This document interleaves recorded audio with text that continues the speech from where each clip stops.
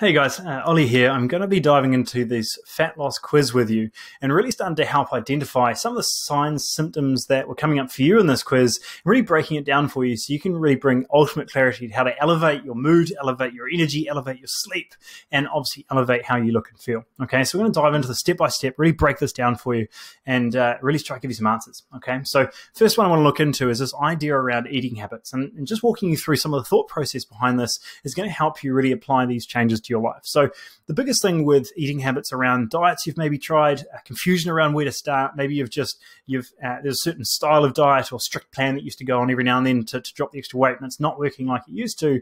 I want to really shift that focus, okay? Because most diets, every diet focuses on one thing, and it's simply food deficit, food consumption, dropping that down, right? They're either removing a food group, giving you a point system, giving you a calorie counter, ultimately a lot of wasting time. But the biggest problem is going to be the fact that it's suppressing how that body's naturally supposed to function. And that's not how I want to live my life. I want to have a high level of performance, and I'm sure you do too.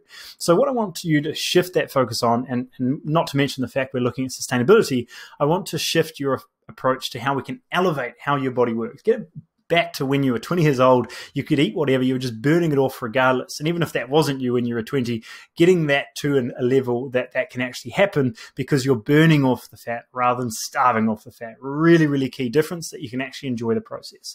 So diving into some of the reasons and some of the ways we can approach this, I'm going to really break this down for you as we go through this quiz. And I want to keep this short and actionable. This is not going to be drawn out. I want to make sure we can give you these and you can actually apply them into your life right away. Okay, so looking at the first one is obviously exercise. Now, most people know that you can exercise more and you probably drop a bit of body fat, but you certainly can't out-exercise a bad diet. So exercise for us is trying to identify, do we do more, do we do less, and are we doing the right type of exercise? Really, really key component that we take into account with our clients every single day, because most guys are already really, really high stress, high productive individuals. And because that level of stress is maybe a little bit too elevated all day, they're actually hurting their progress by adding in more spin classes, more circuit classes, trying to run every day, whatever it might be. So getting an idea of what base we can do with this exercise is going to make a huge difference. The second one is hormone function. Now, this is a huge component. If your hormone's not on your side, your body's not on your side. So getting an idea of things like testosterone, thyroid function, trying to make sure that your insulin production is working as it should. Because if you're insulin resistant, you can look at carbohydrates and put body fat on, right? We want to make sure that your insulin is on your side and your ability to utilize energy rather than store it is going to be really, really helpful. Now, I touched on stress, and we're going to dive into that a little bit more on how that really impacts your gut health, your digestion, and how that body functions as a whole. But being able to address that and realizing that it has a huge role to play in how your body works is going to be really, really helpful as well. Okay. Now, to dive a little deeper into this, these are going to be really helpful, and I'm going to address these a bit more, but I just want to run through them a bit quickly here, is the idea of daily activity. Really, really helpful. You sitting in a desk all day compared to being able to move and walk around. There's a couple of key hacks or tweaks we can make to really make sure that we're elevating that as well. We're looking at your sleep quality. We're going to be diving into that a lot today. That was one of the big questions that you would have answered throughout this fat loss quiz. We're going to dive into higher muscle mass, or at least looking at maintaining that, being a really, really big priority for you as we get into 40s, 50s and beyond. Eating, timing, things like fasting has really changed our thought process around this. But I want to give you some points to focus on to look at timing, and how often you eat can be a huge factor in how you're able to drop body fat and actually feel good all day. And the last one here is going to be that genuine cellular health, which is just the idea of making sure your body's on your side. You're not working against your body. It's not highly toxic, inflamed, and really working against you. We want to make sure it's on your side so that you can really move forward. Okay, so if that sounds like you, let's dive into some of these questions, all right? And the first one I believe we went into is just clarifying how much you want to drop, right? With the idea of what it really is the goal. Is it a little bit of body fat, a little bit of just around the waist and trying to get your energy up? Is it more like 10 kilos, 5 kilos, 20 kilos, right? That you're really trying to drop that weight down. And the big way I want you to approach this, or why I'm asking that question at the start, is probably because you've been focusing on diet and exercise, right? You've been focusing on what's above the water, at the top of the iceberg. Whereas today, what I want to do with the Meta Project and what we do with our coaching clients is this concept of really uncovering the bigger piece of the pie, right? The meta focus.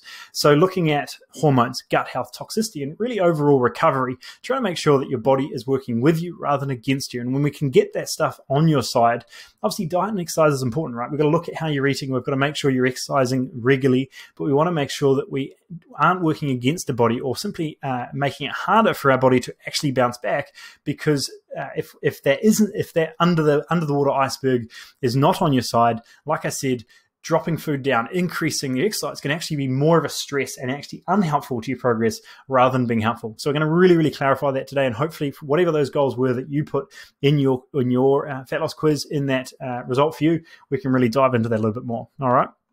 Okay, so now we're going to dive into that sleep and really get an idea of what's really coming up for you. Now, obviously, if you're not the first one and your sleep's great, which is hardly ever the case, we're looking at what's coming up for you, right? You're wide but tired. You can't get to sleep, or when you do, you never feel like you're well rested. You wake up, even if you've had 7-8 hours sleep, you feel like you've always been in that light level sleep. You never really got that deep restorative sleep.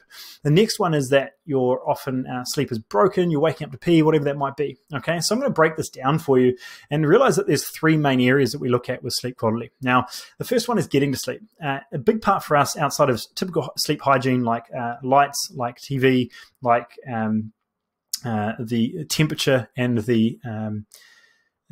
and those things with your room, right? I'm forgetting the last one, but you know the ones I'm talking about, right? Just trying to make sure there's simple sleep hygiene there, is getting an idea of your last meal of the day, okay? Trying to look at what you eat in that last meal can have a huge impact on your ability to actually calm down and get ready for bed, okay? So getting an idea of most people when they're trying to diet, when they're trying to drop calories down, they remove carbohydrates, which has a really, really beneficial calming mechanism in that last meal. So if your last meal is not up to quality there, and it's not it doesn't have a good amount of carbohydrates, or you're getting a lot of cravings at the end of the day, this can definitely be an area of focus. And to be honest, when we look back at sleep quality, it very much comes back to, one, obviously the nutrition and how people are eating throughout the day, and obviously how the body is interacting with that food closer to bedtime, okay? The second one here is going to be staying asleep. So there's 3 main areas, or 3 main reasons that we see. There's definitely more, but these are 3 main ones that come up that cause people to wake up during the night. Now, 1 to 3 hours in the night typically becomes more of a glucose control. So your ability to actually use carbohydrate during the night. And again, it will come back to that last meal of the day,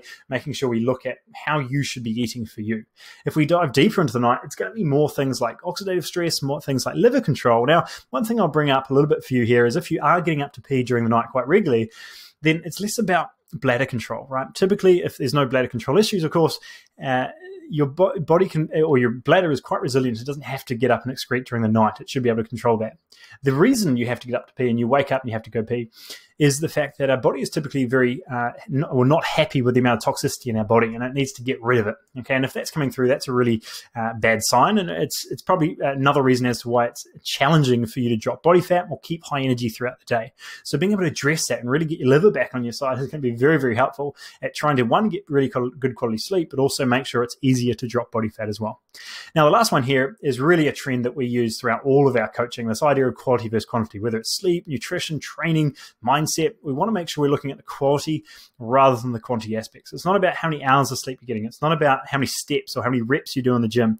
It's not about the calories you're eating. It's about the quality of the foods, the exercise, and the sleep quality that you are getting. Okay, so getting an idea of how can we get that deeper quality REM and deep sleep rather than simply light sleep throughout the night is going to come down to a lot of different things, but really the last meal, your structure and your routine there, and also making sure that those deeper aspects like your liver function are on your side. Okay, so sleep for us is really quite a nice sign and symptom area that we can look at to realize that maybe your body is not functioning and firing like it used to, and there's something deeper down that's stressing out the body that's causing this broken sleep. So definitely an area to focus. And if we're getting less than 6 hours solid sleep in a row, sorry if you heard the mic, it's going to really impact your ability to drop body fat, utilize nutrients throughout the day, and you typically are going to consume more just to catch up on the gap because of the energy missing from sleep, right? You try to catch up in energy in the food because you're lacking in that energy from sleep, right? Really, really hard way to lose body fat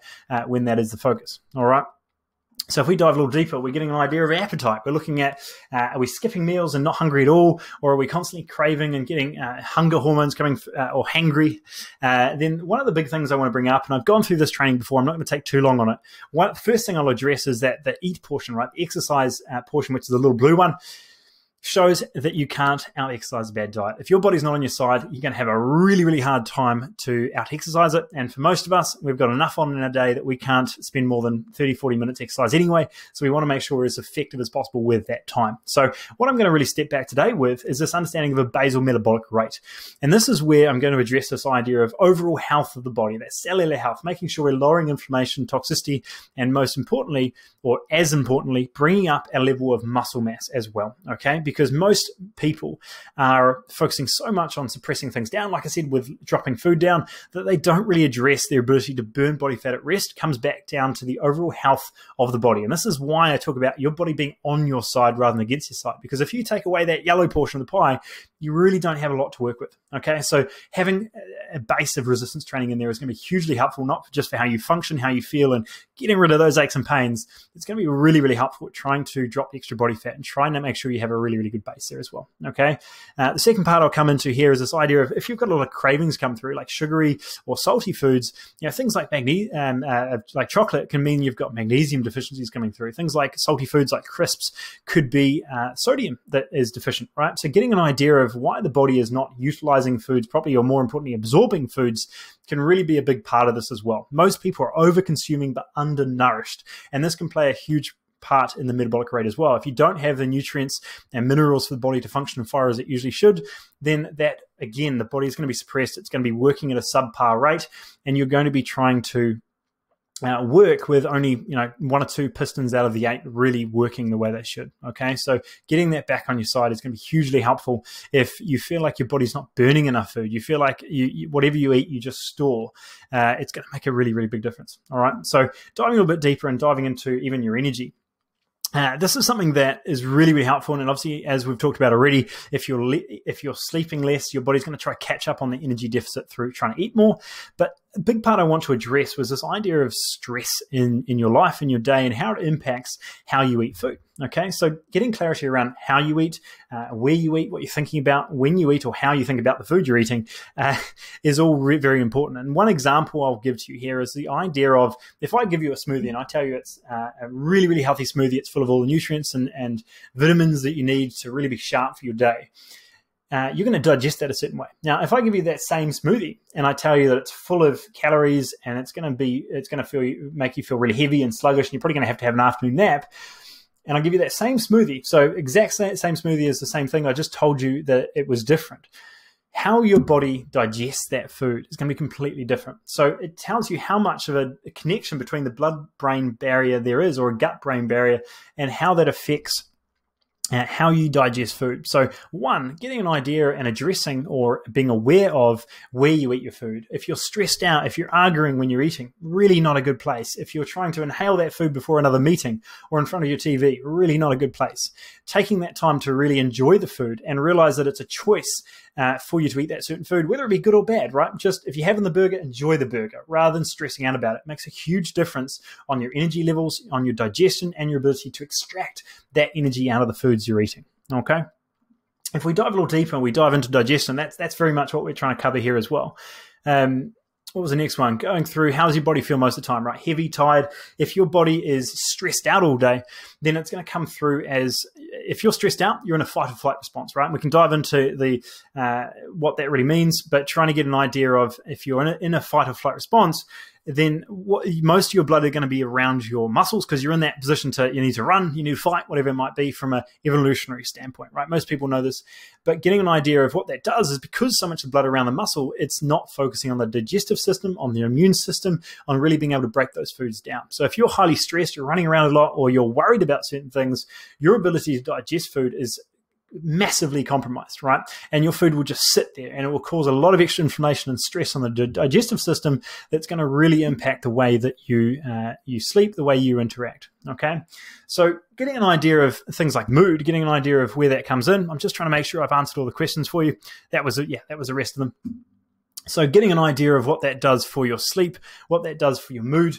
Again, 90% of your serotonin production is in your gut. So if you don't have a healthy gut, you don't have things on your side there, then your ability to have a one, digest food, but two, also feel happy, like feel good about your day, is massively compromised, right? And this is one of these big things that we address and realize that it is as massively holistic as this, because if we don't have your body on your side, and more specifically your gut on your side, your digestion, your mood, your energy, your cognitive sharpness, obviously your recovery, your fat loss, it all comes back to showing these signs and symptoms of why your body is resisting change. Okay, so I'm going to give you a couple of small areas to focus on that I think will make a huge difference from some of the answers that you come through, and hopefully we've already addressed some of them for you. But getting an idea of whole foods is going to be a very, very nice base, right? If we're eating primarily processed foods, then we're really starting to impact that metabolic rate, right? Your ability to digest food. We're really slowing things down. We're over consuming and we're undernourishing the body. Identify your flare-up foods that are coming through that are causing a level of bloating, tiredness, gassy, that are really affecting both how you function on a day-to-day basis. You feel uncomfortable, but it's going to be causing a lot more toxicity and inflammation deeper down that's going to suppress how your body really naturally works. Okay. Number should be number 3. It's number 4. I've missed a number. Oh, well, is the idea of chewing your foods. Now, I know it sounds so basic, but start with breaking your foods down, because if you don't do it in your mouth, there's nowhere deeper down in your body that it's going to happen. Okay, so trying to make sure that if we do chew your food, if we do take that time to actually, rather than inhale our food, break it down, it's going to make it much easier on our digestive system in general. Okay, the what says fifth but fourth option here is going to be look under the hood. And now this is where obviously we work with our clients a lot to really understand what's really happening deeper down, because if your body's not responding like it used to, you feel like you're not responding, recovering, you're in a rut and just more sluggish than you should from the things you're doing on a day-to-day basis. This is sometimes where we dive a little bit deeper and understand what's happening with your blood work to start with, but where are those stresses really coming through, what deficiencies are coming up, and what hormones or organs are really not doing their job. Because if you're driving down the road in a car and your back wheel's falling off, you're not going to just keep pushing the car harder and harder. You're going to take a mechanic, you're going to fix that thing up, and you're going to get that car back on the road, and it's actually going to work with you. And your body's exactly the same way. So really starting to understand that if you're already making effort with your diet and things aren't responding, you're already making effort, or you don't know where to start, this can be a really nice way to address the core issues and start to really build out that base, not to mention the support and help obviously along the way. And then the last one here is going to be this awareness around stress. Now, most people know that stress is compromising the way they look and feel, but really take the time to be aware of the stress around meals, okay? Because if you're stressed out when you're eating, your body simply cannot digest the food, and it's going to cause a lot more digestive stress, which is now impacting, whether that stress was originally physical or mental, is now affecting internal stress as well, okay? So you've got to start there. It's going to be a really, really nice base to help you move forward. All right. Now, the big thing I wanted to go through with you here, just to really hit this home, guys, is the fact that you are essentially working against the food industry as a whole, right? There's so many food scientists out there that their sole goal is how can we get our customer to eat more, right? It's not about more nutrients and more healthy foods that we can add in. It's how we can get people to consume more of the food that we're eating. Okay, so realizing you're working against this, we've got to really have, one, support for you, but two, we've got to make sure that you're clear on what are those changes you can make so you're not over consuming and undernourished, but really starting to build a nice nourishing base and focusing on getting that base in so you feel good every day. You're not having those cravings and those mood swings and the sluggishness and that brain fog coming through that's causing you to reach for another packet of chips, or causing you to fade in the afternoon, trying to get a really, really good base. Okay, so if you do feel that hopefully to this point this was helpful, right, and it's allowed you to dive a little deeper into your own personal symptoms and signs that were coming up for that fat loss quiz. But if you want to dive a little deeper into this and really understand how to get your body back on your side, you've dived into this, I believe you're about 10 minutes into this training, giving you hopefully a bunch that's been really helpful. I want to give you access to a one-on-one call with our team to really invest our time into you, because you've invested the last 10 or so minutes watching this training, diving deeper into some of the things that are already showing in the way you feel, the way you look. So this one-on-one call is going to allow us to really dive into these symptoms a bit further for you as an individual, because I'm definitely not about to give you another cookie cutter plan. I want to work with the individual, and every one of our specialist coaches are going to be able to walk you through this process, identify and allow you to get clear on what those steps are that are holding you back, what those next steps should be, and really just bring massive clarity to that process. And hey, if you are a great fit, if you do actually want to work with us one-on-one and get an idea of how we can help you look under the hood, see what really is broken, and really start to build a game plan and that clarity to help you move forward, then we can take you through that whole process as well. But at the end of the day, if you've gone through this fat loss quiz, you're serious about getting your health back on track, you've already invested some time to find out what those signs and symptoms mean,